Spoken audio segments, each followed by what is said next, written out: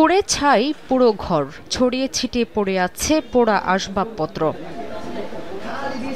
মঙ্গলবার রাতে মানিকগঞ্জ সদর উপজেলার গড়পাড়া ঘোষ বাজার এলাকার শিল্পী মানবেন্দ্রের বাড়িতে আগুন দেয় দুর্বৃত্তরা। এতে পুড়ে গেছে ঘরের আসবাবপত্র, একটি মোটরসাইকেল ও একটি শ্যালো মেশিন সহ সবকিছু। পহেলা বৈশাখ উদযাপনে আনন্দ শোভাযাত্রার মোটিফ বানানোর কার্যক্রমে অংশ নিয়েছিলেন শিল্পী মানবেন্দ্র ঘোষ।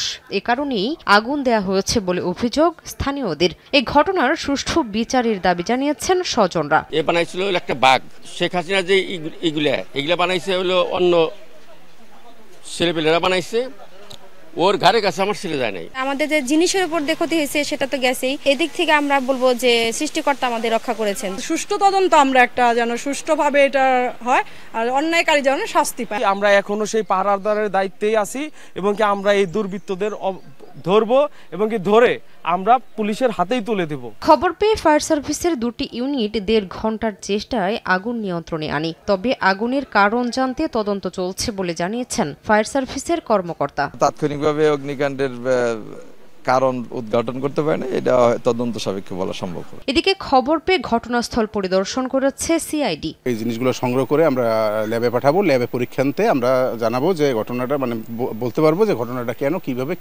ঘটানো হয়েছে। অগ্নিকাণ্ডের সময় বাড়িতে অবস্থান করছিলেন মানবেন্দ্র ঘোষ সহ পরিবারের আরও 3 জন সদস্য।